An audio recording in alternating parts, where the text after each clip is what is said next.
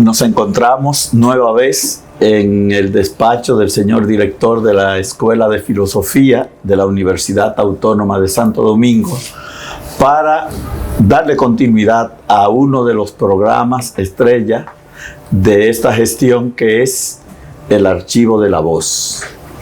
Hoy es miércoles 3 de agosto, miércoles 3 de septiembre de 2025. Parece que me quería quedar en el mes anterior. Y tenemos para este Archivo de la Voz la presencia eminente del profesor Hidalgo Peña. Hidalgo Peña es un profesor de tiempo entero de la universidad.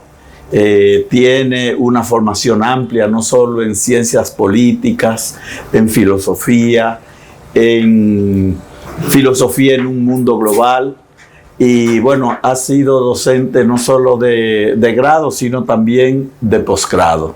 Bienvenido, profesor Hidalgo Peña, a este encuentro donde el profesor Silverio lo había esperado durante mucho tiempo. Mucho tiempo había estado esperando el profesor Silverio.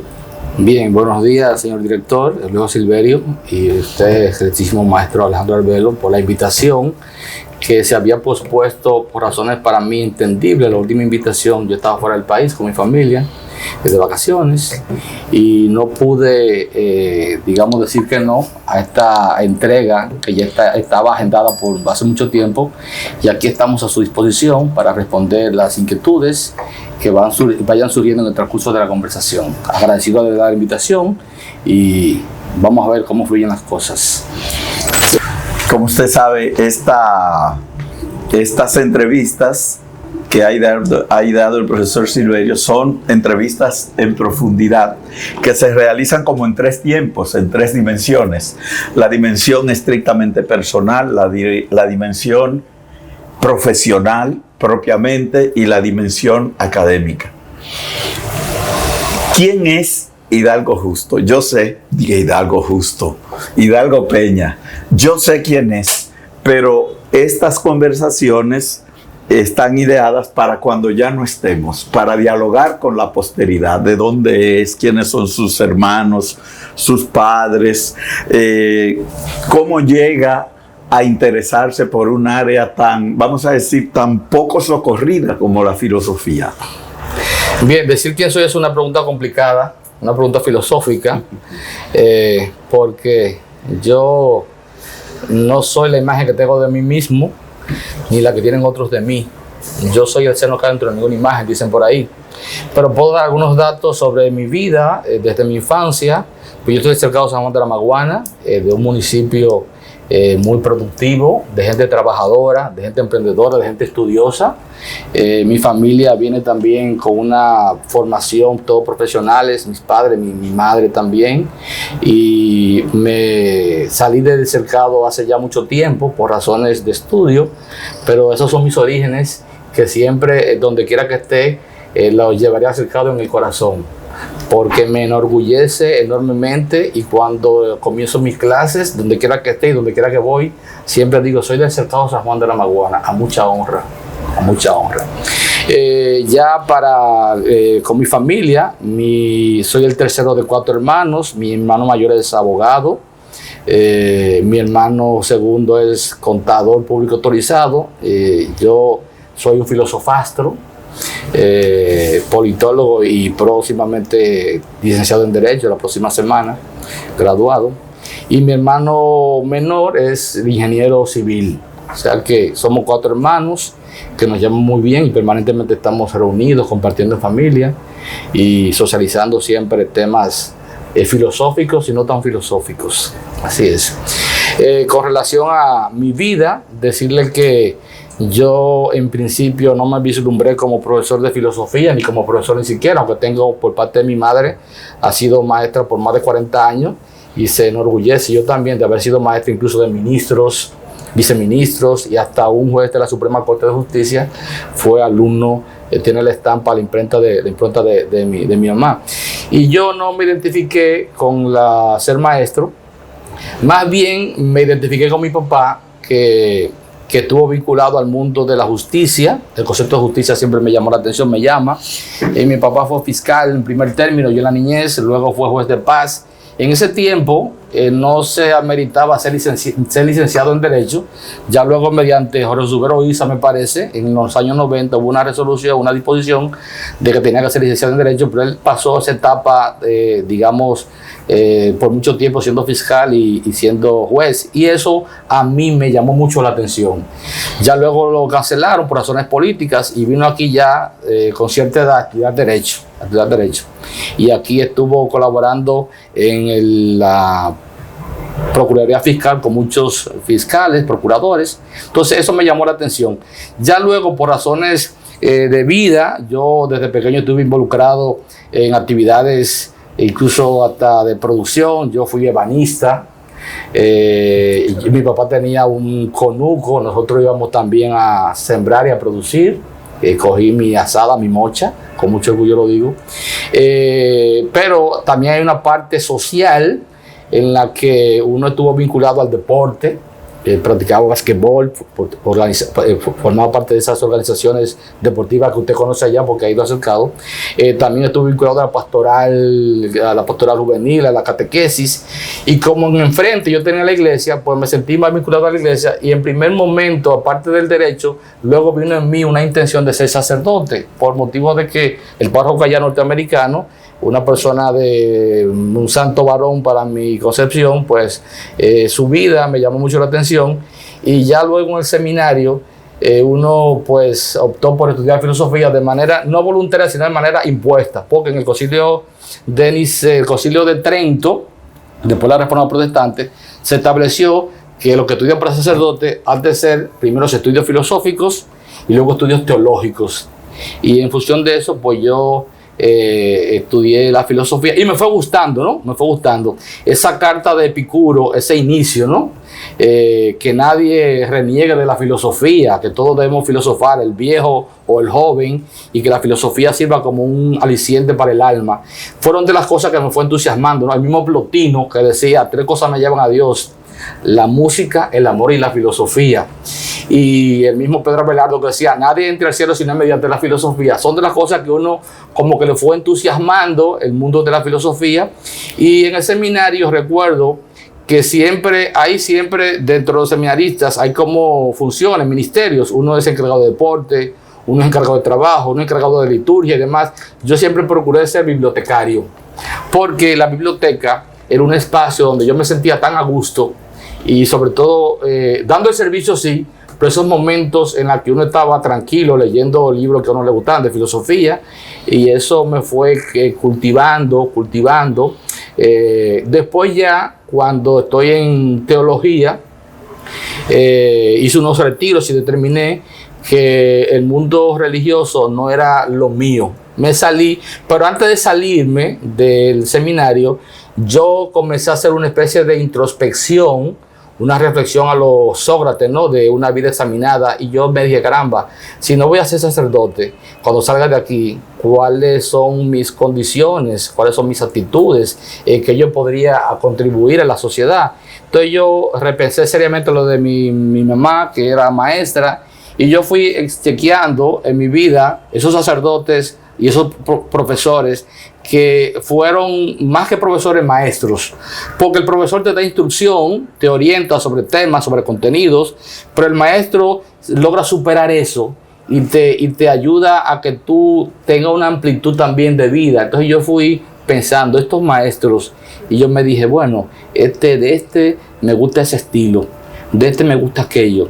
Entonces yo dije, si logro ser en alguna ocasión maestro, pues yo voy a hacer una especie de mezcolanza de estos estilos docentes para ver cómo yo soy efectivo en el estudiantado y cómo yo puedo llegarle a ellos de una manera más, que no se me duerma en el aula, un dinamismo, establecer esa impronta. Entonces, y así luego pues estudié una maestría en ciencias políticas y concursé en la UAS.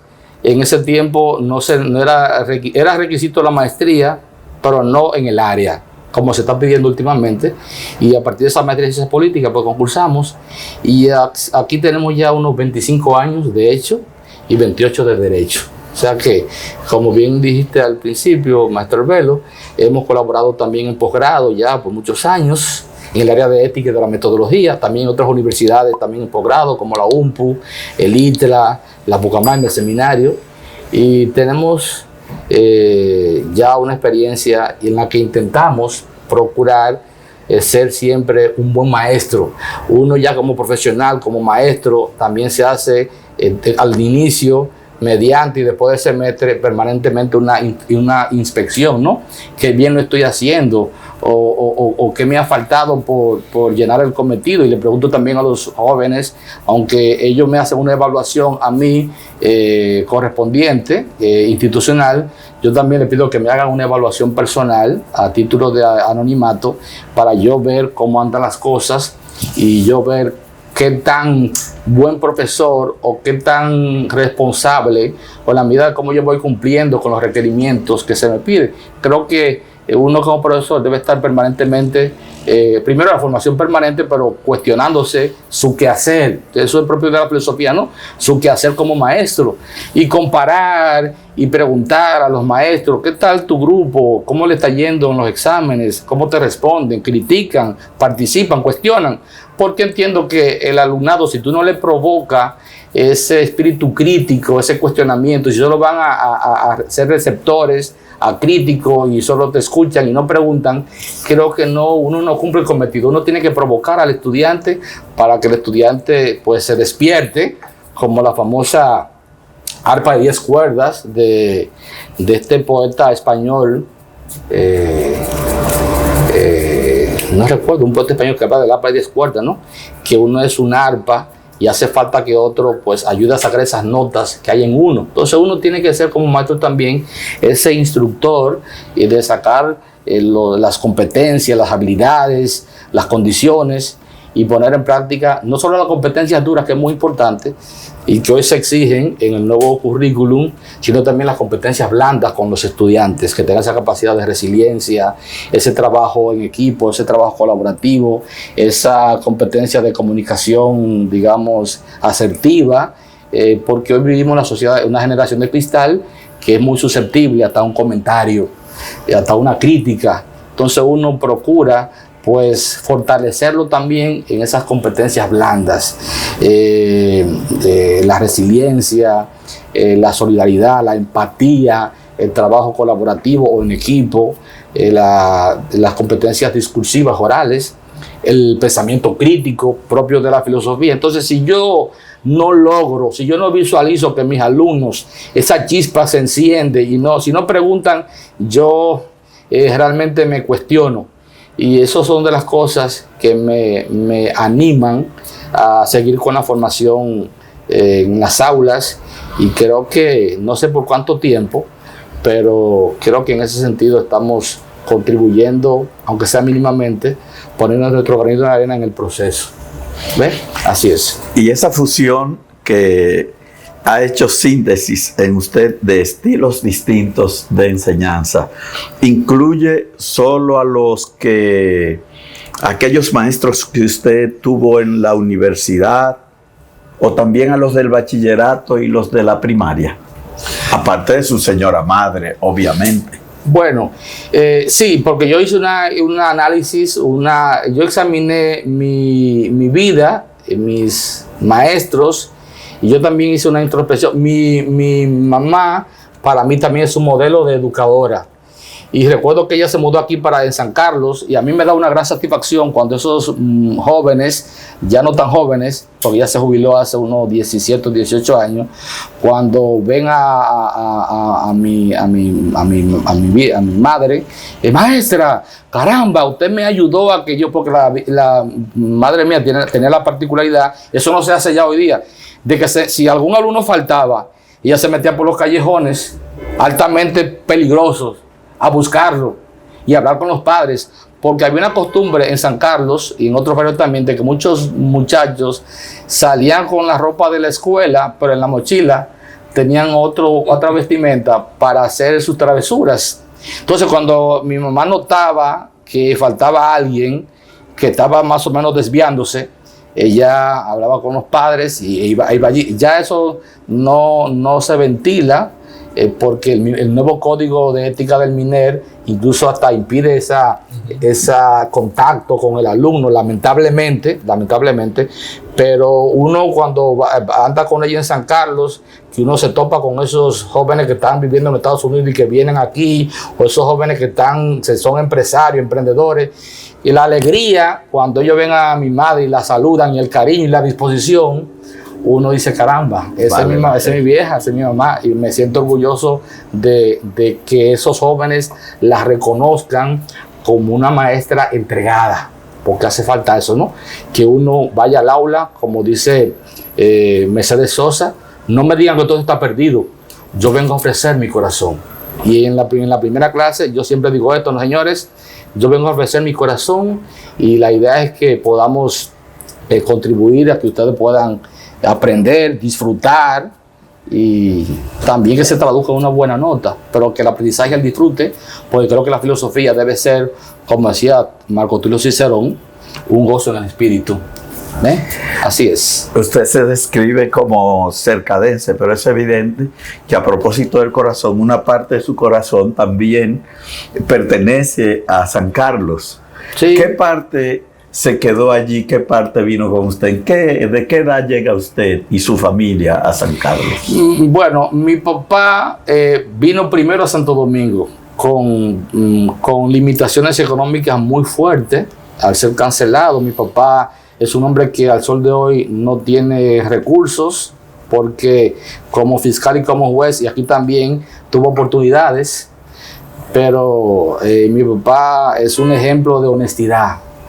Y eso también me llena de satisfacción cuando veo abogados que estudié Derecho, y cuando yo le decía que vengo de una familia de abogados, y que mi papá, pues yo conozco el hombre más serio que ha pasado por tal departamento de la Fiscalía. Entonces eso también a mí me da una satisfacción extraordinaria, y a mí el pecho se me hincha con humildad, pero de cierto orgullo, porque creo que el mejor legado que un padre y una madre pueden dejar a sus hijos es justamente la formación, la dignidad, que donde quiera que salgan puede estar con la frente en alto, que no haya ningún tipo de cuestionamiento por un mal manejo, y eso a mí me da una alegría que no puedo explicarlo con palabras. Entonces, mi papá vino temprano aquí a Santo Domingo, luego mi mamá pidió un traslado aquí y dio clase en la Chile por unos casi 20 años. Nosotros vivimos en primer término en la zona colonial, que también hay un trozo de mi corazón allí en la Padre Villini. Después con el ciclón George, yo estaba en el seminario, mis hermanos también vinieron y estuvieron en la casa de los estudiantes del Cercado, porque allá antes los estudiantes no tenían recursos, algún familiar muy cercano que no estaba en disposición de aceptarte, pues hay una casa de estudiantes, y mis hermanos, los dos mayores, pues dirigieron en su momento la casa, y otros también participaban de esa dinámica de ser profesional, estudiar, venir aquí en Cristo Rey. Yo recuerdo que yo siendo jovencito, mi hermano que estudiaba Derecho me traía aquí, ¿no? Y cuando ponían la canción de los guaraguao que iban los estudiantes, me decía, Hidalgo, recoge, que esto se va a aprender. Ya eso se ha perdido.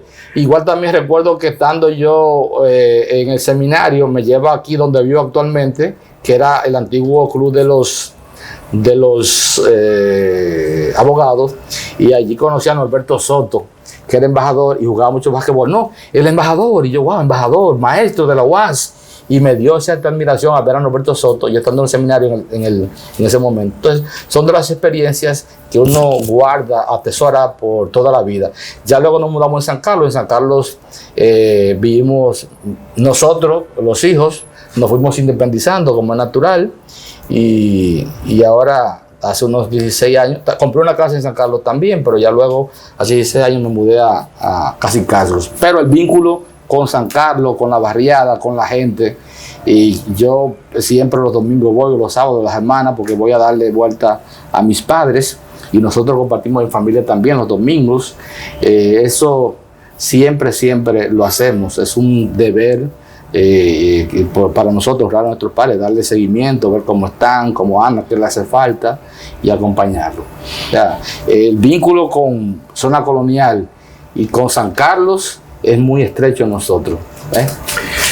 ¿El nombre de algún profesor de la universidad, del liceo, de la primaria que todavía resuene en sus oídos o en su conducta? Bueno, aquí en la UAS, aunque no me dio clase, yo no soy egresado de la UAS, usted siempre fue para mí un ejemplo como maestro. Y eso a usted le consta. Y eso a usted le consta. Yo pensé que iba a mencionar maestro Novas. No tuve esa relación con Nova de alumno-profesor. Sí compartí con un maestro Nova, que también lo admiré muchísimo. En su momento nosotros hacíamos unas rondas de coloquio UASmateca. Y él era el encargado, y era el subencargado. Y Domingo Santos también participaba. Y nosotros, cada 15 días por ahí, hacíamos le elaborábamos un programa de los maestros invitados, los temas. Y en Mateca nosotros nos juntamos. Y yo con Nova también. Nova es el Sócrates de la escuela. Y le sentía con él una veneración a usted, al maestro Morla, al Julio Minaya y a Nova. Son de los maestros que hay otros también que no me llegan a la mente porque no quiero cometer una injusticia, maestros que han dejado su imprenta, su sello aquí, pero les recuerdo con mucho cariño. Ya luego en el seminario, algunos, por ejemplo, que es filósofo y que en algún momento quiso terminar aquí la universidad, le faltó una sola materia y no se lo permitieron. El obispo emérito de San Francisco de Macorís, llamado que es un tremendo filósofo, me gustó, me impactó mucho su estilo docente y su erudición y su conocimiento sobre la filosofía. Fausto Mejía Vallejo, que deseó siempre ser aquí egresado de la UAS, tener ese anillo, y por una materia, la química, no. También puedo mencionar a Jesús Aglur, que es jesuita, está en Roma, tremendo maestro. Puedo mencionar también al gran poeta Tulio Cordero. Me gustaba de su histrionismo, no se sentaba, siempre batía la mesa, se paraba, se sentaba, hacía teatro, una parafernalia. Eso tenía uno así como si uno estuviera viviendo una tragicomedia de Sófocles o de Esquilo, y uno estuviera presenciando un drama. Así llevaba en las clases, y eso a mí me causó un impacto, y yo me dije, caramba, si yo logro ser maestro, yo quiero tener como ese toque histriónico, de hacer un chiste, divertirme, pero también procurar la motivación, el ánimo, la tristeza, y él logra calar con el alumno, porque como un gran poeta también, con una sensibilidad extraordinaria. Y así otros. Ya en la infancia, pues mi mamá, por supuesto, que fue mi maestra, y recuerdo que cuando tocaban los exámenes lo escondía, para que uno tuviera que fajarse. Hay también otras profesoras, la profesora Ibelia, el profesor Víctor, la profesora Eunice, la madre de un amigo mío que fue embajador en China, la profesora Soilín. O sea, son el profesor Marino de inglés, su calidad humana, su comprensión, son de los maestros que en ese tiempo uno decía, wow. Y uno cuando va allá al pueblo y lo ve, uno lo saluda con tanto cariño, con tanta devoción, con tanto respeto, porque fueron gente que tienen su impronta en uno, y uno lo que es, aunque no sea gran cosa, ellos tienen, como decía Mariátegui, filósofo peruano, que en la historia de la humanidad los maestros tienen en el éxito gran parte de la responsabilidad y en el fracaso también, decía Carlos Mariátegui, y ellos también tienen su impronta en uno, y uno no morirá con eso es inevitable. Entonces, por eso yo siempre separo al profesor del maestro. El maestro tiene más amplitud porque el maestro te ayuda para la vida. Al final uno no sabe de qué va a vivir, pero esa formación, esa amplitud, ese espíritu crítico, esos consejos que le dan a uno, pues eso uno lo atesora. Y a propósito, pensando un poco en la posteridad, profesor, ¿cómo visualiza el maestro Hidalgo Peña una clase ideal de filosofía o un profesor ideal de filosofía? Bueno, uno procura encarnar eso, ¿ve? Y como dije hace un momentito, permanentemente uno está cuestionando su ser, su esencia como maestro. Y como filósofo, si usted no lo hace, tiene que revisarse seriamente. Hay una anécdota que se le atribuye al primer César, Octavio Augusto, que en el hecho de muerte, él supuestamente llamó a sus generales y le dijo: he hecho bien mi papel, ¿tienen algo que reprocharme?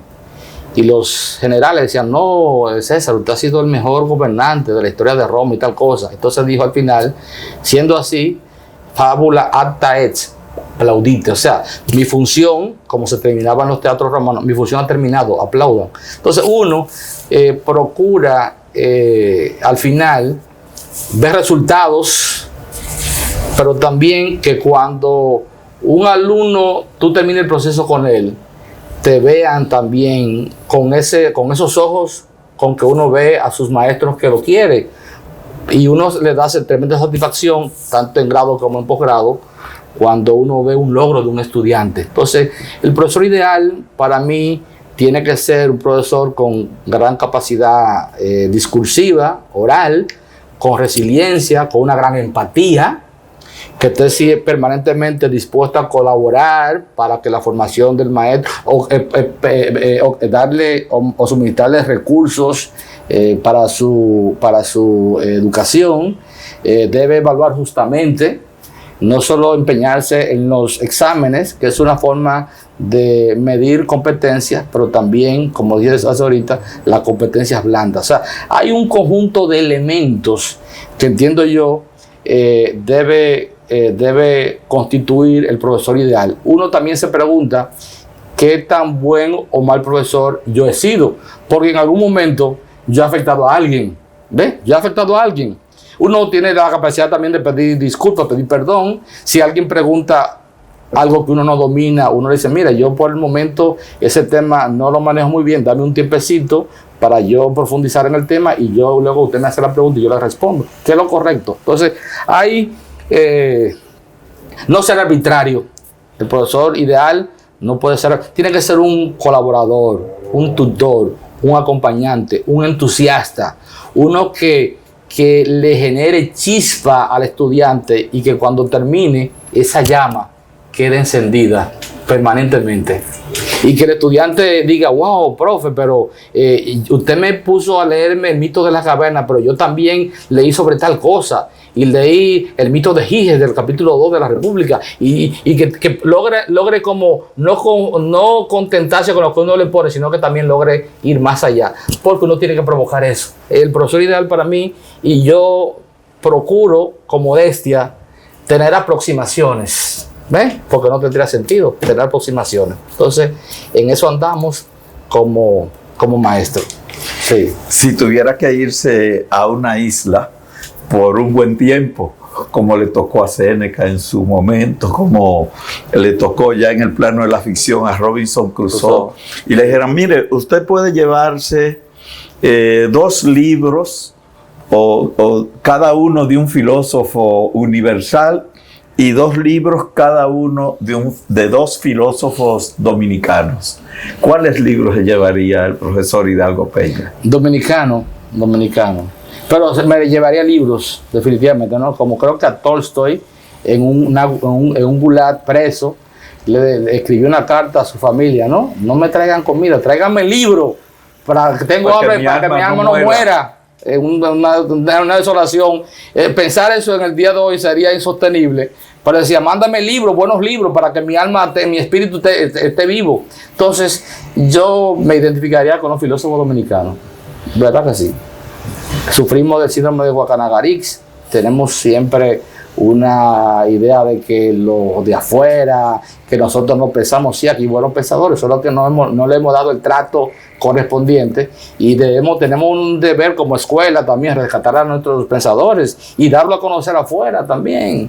¿Ves? Esa era una gran tarea que está pendiente, que se está haciendo tímidamente, pero que debe darse a conocer. Cuando uno escucha, por ejemplo, cuando yo leí a Borlegui, que tiene una historia de la filosofía latinoamericana, cuando uno leyó la primera edición que Pedro Sureña era boricua, sí, eso te dice a ti de que es realmente preocupante. Por suerte que hubo un sacerdote que dijo, no, es dominicano, muy dominicano, así que corría eso. Y él la corrigió en la segunda edición. Sí. Sí. No se reconoce. Ven, a los filósofos dominicanos, los que han hecho gran aporte. Y así con Pedro Enrique Sureña suele pasar, porque he leído también que dicen que es argentino, que es mexicano, que es cubano y rara vez que es dominicano. Es un maestro de América y como vivió en esos países e hizo enormes contribuciones, aquí tuvo una estadía muy limitada, quizás por eso no se dio a conocer tanto, pero en México participó de círculos intelectuales con Casá, con Vasconcelos, con Reyes, y eso la gente lo asocia, ¿no? También es mexicano, igual que argentino también. Por suerte que hay Borges y creo que Sábato se refieren a él con una devoción y una reverencia extraordinaria, aunque decían, lo marginaban porque era más o menos negro, y sabes que nosotros los argentinos somos un poquito, lo hacen saber, pero no fue, como maestro dicen, dejó también, ese fue un gran maestro, eso no fue un profesor, eso fue un maestro de verdad. Así es. Y a propósito de razas y racismos, usted que proviene de una comunidad fronteriza, sí, porque la frontera del Cercado está a pocos pasos. De hecho, en el Cercado fue que capturaron a Francisco del Rosario Sánchez. Juan Santiago, que antes formaba parte del Cercado, pero que ya creo que es un municipio. Ah, ya es un municipio. Hay un monumento allí. Sí. ¿Y cómo percibe usted, vamos a decir, si tendemos la mirada hacia la frontera, hay signos de racismo en los pueblos de la frontera que usted conoce? No creo. Porque a los dominicanos se le acusa habitualmente de ser racistas. La Constitución, el mismo Duarte, cuando hablaba de negros, cobrizos, blancos cruzados, al mundo mostremos que somos hermanos, es una manifestación de que Duarte quería constituir una nación multiétnica, multicultural, y no hay visos de racismo en Duarte ni en nuestra Constitución. Ahora bien, no creo que el dominicano sea racista, más bien es clasista. Pues yo soy negro y nosotros, aunque dice Jean-Pierre Marx que el dominicano tiene, aunque se crea blanco, tiene negro detrás de la oreja, Jean-Pierre Marx, no creo que haya visos de racismo en las fronteras, no lo creo. Hay un tema de necesidad, hay un tema de que es natural que por situaciones la gente tenga que emigrar, como decían los romanos, ubi bene ibi patriam. Si en Haití no está el tesoro, el beneficio, es natural que vengan para acá. Eso es natural, no se van a dejar morir, como nosotros lo hacemos en Puerto Rico o en Estados Unidos. Pero el dominicano y en las fronteras, elementos pueden darse, sí, pero en sentido general no hay ese sentimiento, no lo hay. Hay ciertos prejuicios, sí, pero ese sentimiento de un racismo exacerbado, un racismo rampante y demás, patológico, eso no lo hay. Incluso entre nosotros, con nosotros vimos permanentemente a varios haitianos, nos criamos con ellos, bulldog, unos que decían preciosos, y que se insertaron a la comunidad del Cercado perfectamente. Tan así que hay uno de ellos que tuvo un hijo pelotero dominicano. O sea que eso, por lo menos en el Cercado, no puedo decir de Hondo Valle, ni de Pedro Santana, ni de Bánica, no veo esa expresión propiamente de racismo. Sin embargo, hay algunos nostálgicos de la nada aquí, como que sueñan con que nosotros hubiéramos sido como una nación negra, pero es que aquí no hubo esa confrontación racial que hubo en el Haití de la independencia. No, por eso. Aquí nunca se mató a nadie por ser blanco, negro o azul. Que sí ocurrió en Haití, que incluso en la Constitución primera de 1802 hablaba de que el blanco no podía tener propiedades, ni podía tener cargos tampoco públicos. La Haití se cimentó en la negritud, puramente en la negritud. Por eso me sorprende y es molestoso cuando te dicen que el dominicano es racista, si no hay visos, si aquí se discriminó fue por el tema educativo, que no podían ser el gobernante y tal cosa, pero en Haití si usted era blanco o mulato, usted no podía tener una función pública, no podía. Entonces, eso cuando uno lo escucha en foros internacionales, uno se molesta y también se lamenta de que no haya como personas que estén dispuestos a defender eso, esas injusticias que se cometen y ese perjuicio que se tiene sobre el dominicano. Pero somos una sociedad de afro y mulatos, sobre todo. Aquí los blancos es un porcentaje no muy alto, ¿ve? Pero no creo que seamos así racistas. Y usted, que es politólogo y filósofo al mismo tiempo, ¿podría aventurar alguna hipótesis sobre las razones que mueven a tanta gente a propalar que aquí hay racismo, que somos racistas? No, dominicanos que propalen que somos racistas, no. En foros internacionales, sí. Aquí hay más clasismo, que es diferente. ¿Ve? Y el haitiano no se acepta en el país no porque sea negro, sino porque es pobre. Y te voy a poner algunos ejemplos. Yo dando clases en Pucamaima, tenía ahí alumnos de apellidos sonoros. Y había un joven haitiano cuyo padre vivía en Brasil y tenía una empresa, una industria cárnica muy potente y una gran fortuna. Cuando esas chicas se enteraron de que ese haitiano tenía tanto poder económico, le daban otro tratamiento. Y te voy a poner otro ejemplo también. Tengo un amigo que fue botonero un tiempo en Punta Cana. Él me decía algo: a mí me gusta que el turismo que venga aquí sea haitiano. Y pregunto yo, ¿y por qué? Porque el haitiano es mucho más generoso con la propina que el canadiense o que el norteamericano. En resumidas cuentas, que tú seas haitiano, que tú seas negro, eso no importa. El tema es que tú eres pobre. Y la gente, vivimos un concepto que estableció de la cortina, que fue una palabra de las más famosas, creo que hace 7 o 8 años, la aporofobia. Eso sí sufrimos el dominicano en cierta medida, ¿no? El rechazo al pobre y a la pobreza, la aporofobia. Entonces el haitiano, hay con el haitiano no racismo, sino hay aporofobia. El haitiano que tiene recursos aquí, y ustedes lo saben, se mueve sin dificultad y le rinden hasta pleitesía.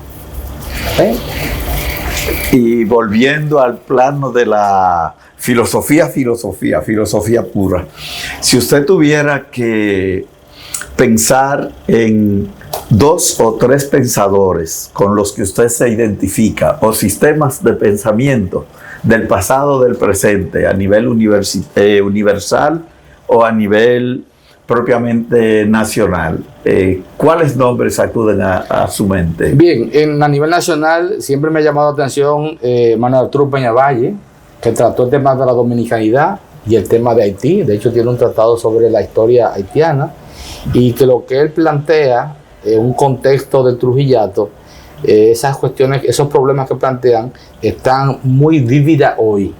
Entonces creo que como autor, como intelectual, debería retomarse Manuel Arturo Peña Valle. Y ya como sistema filosófico, Platón, yo me identifico como platónico y como agustino.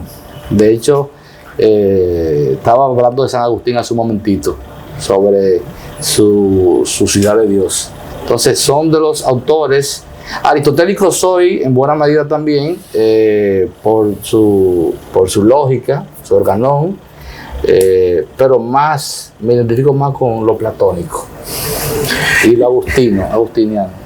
Y a propósito de esos autores que tienen como un ala en el ámbito filosófico y otra ala en el ámbito teológico o religioso, ¿cómo percibe usted la relación entre filosofía y religión? Porque usted sabe que hay mucha gente en el país que tiende a pensar como que la filosofía excluye lo religioso. Para nada. Históricamente, la filosofía y la religión han estado estrechamente vinculadas. Bueno, en primer término, la filosofía se separa del mito, porque el primer conocimiento fue mítico, mágico, religioso, pero una religión no tanto racionalizada, ¿ves? Una religión más vinculada a la oralidad, a la historia, porque no había forma de explicar los fenómenos naturales mediante la ciencia. Pero se ha demostrado de que la ciencia, la filosofía y la religión pueden perfectamente convivir, y hay personas que lo han encarnado. Georges Lemaitre era un teólogo, pero también era un filósofo y era físico. Tan así que Albert Einstein se comunicó con él en varias ocasiones y le fue a sus conferencias. Y podríamos hablar de Mendel también, y podríamos hablar de Le Bourdieu, y podríamos hablar de otros científicos que combinaron, y podríamos hablar incluso hasta de San Alberto Magno, que es el patrono de los químicos, que supo combinar la filosofía, la ciencia y la teología como un todo armónico, y que también la ciencia, la filosofía y la teología pueden conducirnos a Dios y no hay ninguna contradicción. Y la historia de la iglesia en la época medieval siempre fue la gran problemática, y al final la filosofía se vio como una sierva de la teología, una ancilla teológica, como un auxiliar. El mismo Clemente de Alejandría en los tapices dice que la filosofía debemos usarla porque nos hace entender mejor nuestra fe y sirve como una gimnasia para nuestra creencia. Y el mismo Agustín combina muy bien la filosofía con la religión y dice: si los filósofos antiguos han dicho que algo es exacto, ¿por qué no hemos de creerles? A fin de cuentas, lo que ellos dijeron puede servir para ayudar nuestra fe y hacer entenderla mejor, lo que llaman en latín credo ut intelligent. También Justino va en ese orden y procuran separar el trigo, o sea, lo aprovechable de la filosofía, o de algunos filósofos, de la cizaña, lo no aprovechable. O sea que, históricamente, aunque algunos han tratado de verla divorciada o en conflicto, no, está mancomunada. Y hay una encíclica, Fides Ratio, del Papa Juan Pablo II, publicada en el 92, donde justamente trata de justificar esa armonía entre ambas, a la luz de que a Galileo Galilei se le hizo unas acusaciones injusta por parte de la iglesia en términos científicos por su teoría geocéntrica, que la había tomado de Copérnico, si se quiere, y se trata de reivindicar la figura de Galileo por esa injusticia histórica que se cometió, y con esa obra procuran volver a la armonización del conocimiento filosófico con el conocimiento teológico. Y dígame una cosa, ya un poco tocando al final, profesor Hidalgo. El hecho de usted haber estudiado filosofía en el seminario y ser egresado de una universidad católica, ¿le significó alguna dificultad a usted a la hora de concursar y de entrar como profesor? No, para nada. Primero, los concursos se hicieron sin prejuicios, y yo creo que esa es la idea, ¿no? Si antiguamente el público que entraba aquí era comunista, muy fogueado en la izquierda y muy marxista, leninista, o con las tesis de Mao Zedong y demás, que era una época, los 70, de que la UAS estaba completamente dominada por los movimientos de izquierda, y era entendible, y que había mucho prejuicio con los que venían, digamos, de otro lado, era entendible, pero ya los tiempos han cambiado. Y creo que si usted ganó concurso, independientemente de que usted sea ateo, creyente, agnóstico, que usted sea, no sé, de la fe Bahá'í o budista, si usted ganó concurso y se maneja objetivamente y no va a adoctrinar a las aulas, sino que usted va a despertar conciencia, si usted ve la filosofía como una escuela de libertad, como plantea la UNESCO, si usted ve en esa actitud y no va a rezar ni cosas, usted tiene todo el derecho, si ganó concurso, a que se le asigne. Entonces, creo que se ha conseguido mucho, y por lo menos la escuela en ese sentido ha tenido apertura. No puedo hablar de otras escuelas que a veces también se manejan conflictos, no, que este es mío, que este no es mío, que este es de esta tendencia. Pero yo no viví nada de eso, Hubo una gran apertura, uno ganó en buena lid, y los procesos, claro, de la UAS para entrar son un poquito, tardan su tiempo, pero al final pues nos asignaron, nos dieron código, y en eso tenemos ya 25 años. Pues yo que estudié con esa generación que heredó el movimiento renovador, Sí.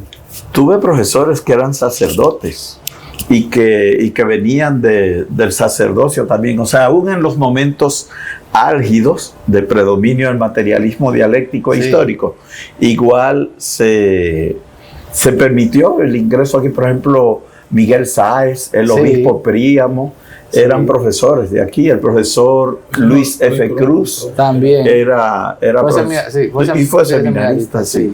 Sí, sí. Luis Cruz fue casi sacerdote, ¿verdad? Ajá. Él dice que un sábado antes de De la ordenarse. investidura, sí. Descubrió lo de lo suyo. No, es una anécdota interesante Claro. que habla de la honestidad de Luis. Es que él dice que él dirigía un coro ahí en la Santo Tomás. Dirigía el coro. Entonces, dice él que el sábado le faltaba una semana para Ordenarse, o sea, que ya. entonces, a las 8 de la noche por ahí, que ya dije que los seminaristas estaban como en su habitación, lo llama el formador y le dice: mira, Luis, hay una muchacha que te anda buscando. Dice: a mí. Entonces viene, la reciben en una sala, en un lobby, y ella le fue de que entregar un LP que era de como que se usaba en la Sí, dinámica. sí. Para el coro. Y él le dijo: no, pero tú pudiste entregarme eso tal día. Y dice: no, yo vine a decirte que quiero que tú me visites en mi casa. Concho. Entonces, el profesor dice que no es que él dudó en su fe, sino que se quedó pensando, como que quería ir, y nada más por esa duda. Oye, entonces, qué bonito. Eso es sí, santo. dice él que no se dio nada, que él fue y la visitó, que no pasó nada. Pero por esa duda, entonces dice él que no se... Lo noto simple, pero es posible.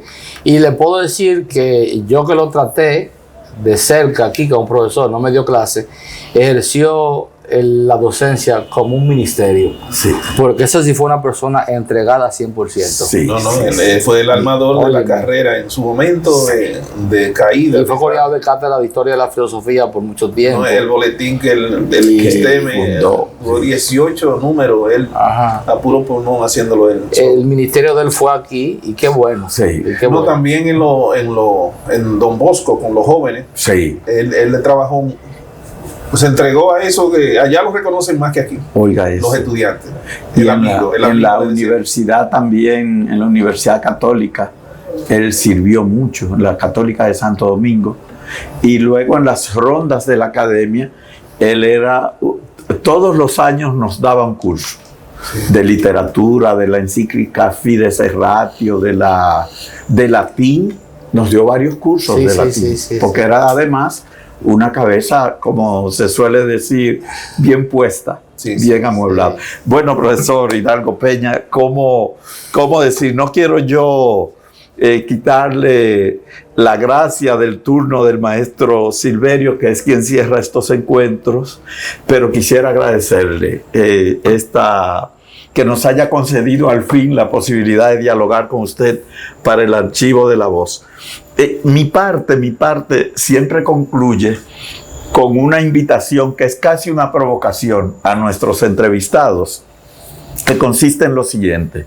Yo les digo una frase, una palabra, un concepto, en el ánimo de que nuestros entrevistados nos digan como qué intuyen, qué le llega a la mente, lo primero. Entonces, eso voy a hacer. Comenzaré por decir Escuela de Filosofía de la UAS. Es el faro de la universidad. Facultad de Humanidades de la Universidad Autónoma de Santo Domingo. Igual debe ser también faro. Que iluminen la UAS, las humanísticas, que se ha perdido mucho esa mística a partir de la globalización. Filosofía. Provocación, espíritu crítico, despertar, República Dominicana, presente y porvenir. reto, compromiso, amor a la topofilia, ese vínculo con el suelo. Filosofía, profesión, oficio o mero título. Vocación, entrega, dedicación, sacrificio. Profesor, le entregamos la palabra. Bueno, comenzar agradeciéndole al maestro Hidalgo Peña haber venido después de tanto tiempo, ¿verdad? Sí. De estar detrás de él. Lo que no le vamos a agradecer es que él se presentara así, sin avisarnos, porque mire, usted vino con una camisita, yo vine con un saco viejo, un traje viejo, pero él fue específicamente al sastre para venir hoy. No, o sea, a esta yo entrevista. hace mucho tiempo. Vino nuevo. Sí. Así que te agradecemos, Hidalgo, que haya venido. Como siempre decimos al final, es una invitación que aparentemente es gratuita, pero es para nosotros cobrarle al final con una serie de cosas que te voy a decir ahora. Lo primero que queremos es solicitarte que en su momento nos envíe algunos artículos para la revista La Barca de Teseo, sí, que es de la Escuela de Filosofía, una revista indexada que estamos impulsando. Así que esperamos prontamente uno o dos de tus artículos en el área donde tú estés trabajando actualmente. ¿La próxima tirada cuándo sería? Eso cada 6 meses. No, ahora sale ahora. Ahora mismo, ahora en lo inmediato no puedo. No va a salir, no, pero vamos a poner a circular una durante el Congreso. Ok. Eso es para noviembre, entonces tiene como 2 meses todavía para eso. Sí. Bien, entonces, lo segundo es, profesor, debe invitarlo a Hidalgo para el banquete, pero no para el que estamos cerrando, el ciclo que estamos cerrando, que es del análisis de la obra de Platón, sino que lo compromete desde ahora para la segunda etapa. Y ya él mencionó un pensador dominicano que si a él le interesa de esa manera, yo creo que deberíamos escuchar lo que él tiene que decir, que es lo que propone Manuel Arturo Peñavalle. O sea que es un compromiso, todavía no tiene fecha, pero te comprometemos para que en su momento venga aquí al banquete. Es una actividad que nosotros realizamos cada fin de mes, cada miércoles, cada último miércoles del mes, y nos exponga ahí. Y el otro compromiso que es de todos nosotros aquí en la escuela, y sé que en tu caso no será diferente porque está integrado a todas las actividades de la escuela desde que te conozco, es que tenemos para noviembre 17, 18 hasta el 23 el 6º Congreso Dominicano de Filosofía Santo Domingo 2025, que tiene como lema Pensar en Español, apuesta por la identidad dominicana. Entonces, ya sea en las mesas de trabajo que están constituidas, que son varias, te integre a los trabajos, o que prepare, no sé, una exposición sobre un tema que tú creas que sea pertinente para eso. Entonces, te agradecemos en nombre de la Escuela de Filosofía y en mi propio nombre, en nombre del profesor Arbelo, que siempre se encarga de investigar la vida de cada uno de los que he entrevistado, ¿verdad que sí? Y hacer esta pregunta que muy bien son acogidas por las personas. Bien, como se dice en latín, non recusum laborem, no rehuimos los compromisos y estamos siempre dispuestos a colaborar. Como le digo yo, que lo dice la canción de Mercedes Sosa y Tito Páez, uno siempre está dispuesto a ofrecer su corazón. Muchas gracias por invitarme y queden muy bien.